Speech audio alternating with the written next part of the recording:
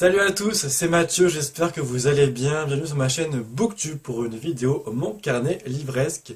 Le petit rendez-vous pour faire le point sur mes lectures passées en cours et à venir bien sûr. Pour cette fois-ci, j'ai 5 lectures et demie à vous présenter. Vous allez comprendre pourquoi je dis 5 et demi. Une lecture en cours et 2 lectures futures. On va commencer tout de suite. Bien sûr, comme d'habitude, pas que la vidéo soit trop longue. J'ai commencé avec Le Pacte des menteurs de Rebecca Whitney, publié aux éditions de Noël, que je remercie fortement pour l'envoi. J'avais vu des avis très positifs, voire des coups de cœur pour ce roman, du coup j'ai été fort intrigué de le lire, mais pour moi ça l'a pas fait du tout. J'ai aimé certains aspects, mais ça n'a pas été une lecture transcendante. On va suivre Rachel et David, qui sont un couple ordinaire, chacun travaille avec l'autre dans le monde professionnel, et un beau jour, Rachel va renverser un SDF en voiture, elle va cacher son corps et elle va le dire à David, ça va être leur secret. Alors j'ai trouvé que le côté thriller n'était pas assez développé, on n'était pas assez dans le suspense, dans l'oppressement, on n'était pas assez vraiment pris par l'histoire et pris par ce secret. Je trouvais qu'il était vraiment au second plan et ça m'a un peu dérangé. Après, en ce qui concerne les personnages, Rachel n'est pas vraiment assez exploitée à mon goût. On a quelques petits souvenirs de son passé, de son enfance, mais c'est vraiment très succinct et moi, ça m'a pas permis en fait de m'attacher à elle. David, par contre, même si on a peu d'éléments sur lui, c'est un personnage qu'on ne peut que détester par tout ce qu'il fait subir à Rachel. Franchement, il est vraiment horrible. Après, j'ai trouvé que l'histoire avait mis beaucoup de temps à démarrer et quand ça démarre, on arrive aux 100 dernières pages à tout casser. Et c'est vraiment dommage puisque l'histoire met vraiment du temps à se mettre en place, à démarrer, à ce que l'intrigue prenne forme. Et voilà, je n'ai pas été convaincu par ce roman. Certains l'ont été plus que moi. J'ai vu des avis très positifs dessus. Bien sûr, ma chronique est disponible dans la description de la vidéo si vous voulez aller la lire. Mais pour moi, ça restera une lecture sans plus. Ensuite, j'ai lu Oniria, le tome 3, La guerre des cauchemars de BF Paris, publié aux éditions Hachette, que j'ai vraiment adoré. C'est un tome 3 que j'ai surkiffé. Même si on n'avance pas des masses dans l'intrigue, j'ai trouvé qu'il y avait encore beaucoup d'action, ça se lisait beaucoup trop vite. C'est très addictif. On suit toujours Elliot qui va devoir sauver son père du coma. On va se retrouver toujours dans le monde des rêves, dans le monde des cauchemars. Et voilà, il y a beaucoup d'action, les personnages ne cessent de bouger, on a des révélations sur l'univers, on a des révélations sur ce qui se passe avec le père d'Elliot. Et voilà, j'ai détesté l'auteur pour la fin parce qu'elle nous fait un petit truc qui m'a pas beaucoup plu. La fin m'a rendu triste et les twists que l'auteur fait dans cette intrigue sont vraiment bien joués et voilà, je ne peux que vous recommander cette série. Pour moi, c'est un incontournable dans la littérature jeunesse. Et voilà quoi.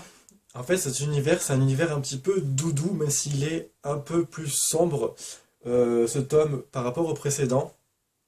Et voilà, on en prend plein les yeux, on en prend plein les sens aussi, puisqu'on arrive bien à se remémorer et on arrive bien à se projeter dans cet univers onirique. La plume de BF Paris est très intéressante, simple mais efficace, addictive à souhait et ça se lit vraiment super vite, il y a beaucoup de dialogue. Et voilà, que dire de plus à part que j'ai adoré. Voilà. Ensuite, j'ai lu un livre imposé par mon binôme Guillaume de la chaîne Tribulation d'une vie. J'ai lu mon premier Amélie Nothomb, il s'agit de Barbe Bleue aux éditions Le Livre de Poche.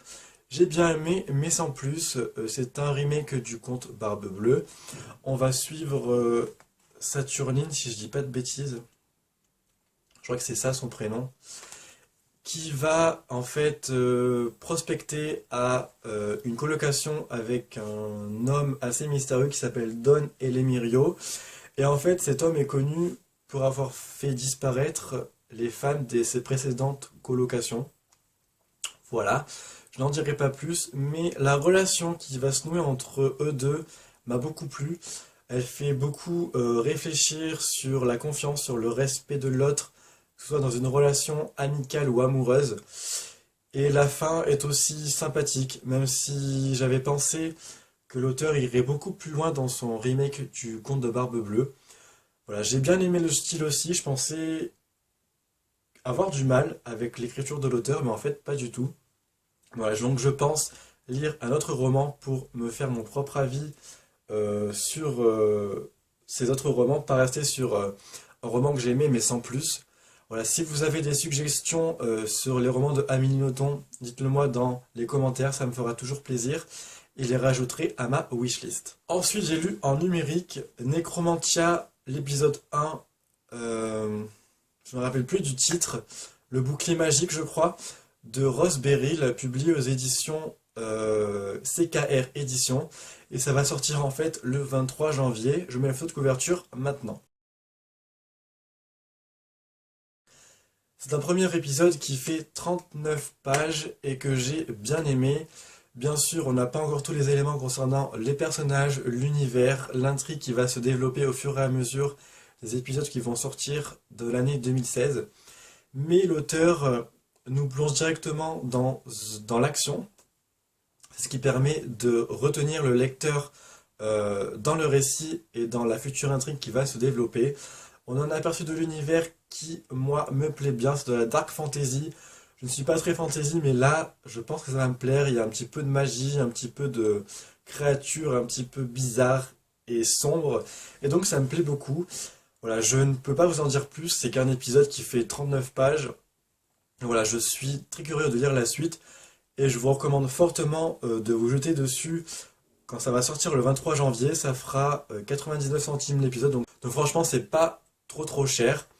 Et puis voilà. Ensuite, j'ai lu et abandonné, c'est pour ça que je vous ai parlé des 5 lectures et demie. Les pages du serpent de Jessica Cornwell, publié aux éditions Michel Lafon. Alors en fait, ce roman, avant de le commencer, j'avais lu des avis très négatifs et j'avais beaucoup peur de le commencer.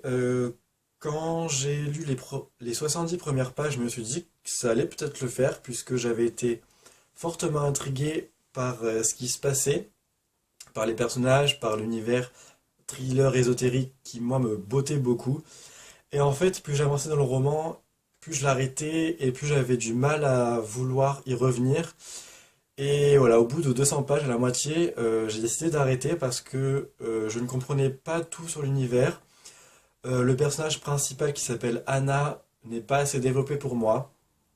On n'arrive pas à s'attacher à elle, on n'arrive pas à s'identifier à elle, et c'est vraiment dommage. Je pense que si le roman avait été agencé d'une autre manière, ça l'aurait fait peut-être un peu plus. J'aurais aimé que l'auteur développe en fait la partie passée au début et qu'ensuite elle enchaîne sur l'enquête que Anna va réouvrir avec le inspecteur Fabrega.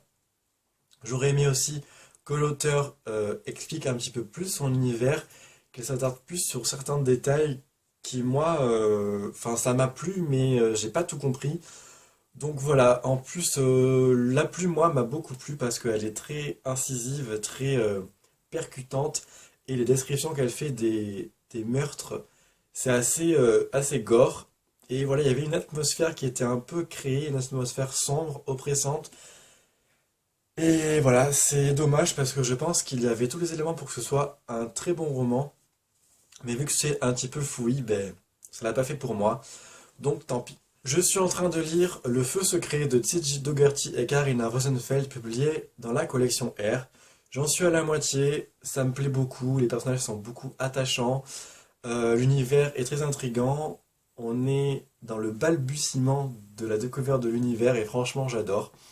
Voilà, je me pose encore beaucoup de questions, mais je vous en reparlerai plus bientôt dans une prochaine vidéo. Mais je pense que ça va être une très bonne lecture. Ensuite, je compte lire J'ai été là de Gail Forman, publié aux éditions Hachette, un roman dont je vous ai déjà parlé dans le précédent In My Mailbox Book Haul, que je voulais déjà sortir au mois de novembre, mais que j'ai pas pu lire, parce que j'avais mes lectures pour Montreuil, et voilà, tout simplement. En tout cas, j'ai hâte de retenter un Gail Forman, parce que Si je reste avait été une bonne lecture, mais sans plus. J'avais pas été autant touché que ce que j'avais voulu y croire. Donc on verra ce que ça va donner. Et je vais ensuite sortir Les Nuits de Scheherazade, le tome 1, Captif de René Hadier, publié chez Hachette Roman. Voilà, une réécriture des contes des Mille et Une Nuits. Il y a de très bons avis sur la Blogo, n'hésitez pas à aller faire un tour. Mais j'ai vraiment hâte de lire ce roman qui me fait de l'œil et la couverture est magnifique.